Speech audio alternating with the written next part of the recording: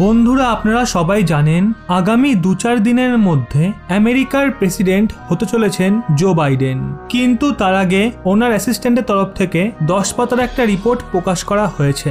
আর এটা এমন সময় আনা হয়েছে যখন ভারত আমেরিকার সম্পর্ককে নিয়ে বিভিন্ন মন্তব্য করা হচ্ছে। কেউ কেউ বলছে ভারতকে আমেরিকার তরফ থেকে প্রতিবন্ধকতা লাগানো হবে S-400 জন্য, বা ভারতকে ভবিষ্যতে কোনো রকম টেকনোলজি দেবে না আমেরিকা, S-400 কারণে কোনো ফাইটার জেট দেবে না, এমন সব খবরকেই সোশ্যাল মিডিয়ায় প্রচার করা হচ্ছিল।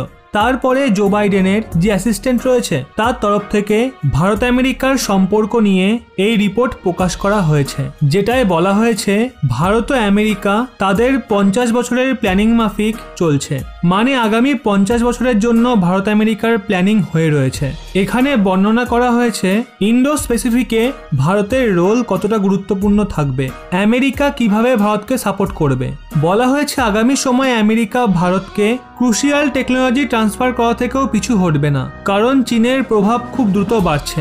আর এটা না শুধু ভারত আমেরিকার জন্য বিপদ, বরং গোটা দুনিয়াতে কমিউনিজমের একটা ছায়া পড়ার তুমুল সম্ভাবনা রয়েছে।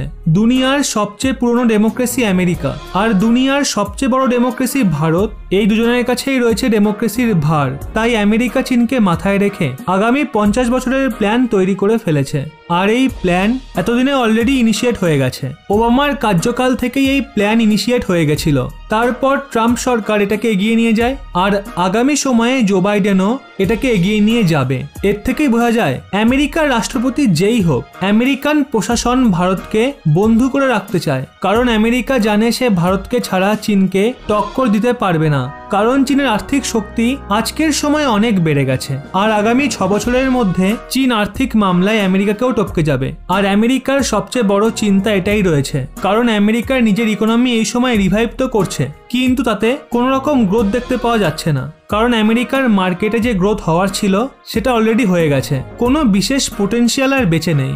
বিকাশ আমেরিকার কোনায় কোনায় পৌঁছে গেছে, কিন্তু ভারতে অনেক পোটেনশিয়াল রয়েছে। তাই আমেরিকা মনে করছে ভারত আর্থিক মামলায় টক্কর দিক চীনকে, আর আমেরিকা সৈন্য মোর্চায় চাপ সৃষ্টি করুক চীনের ওপর। আর তার সঙ্গে আমেরিকা ভারতকেও অ্যাসিস্ট করবে, ভারতকেও সৈন্য সহায়তা পাঠাবে, যাতে ভারত চীনের সঙ্গে পায়ে পা মিলিয়ে লড়তে পারে।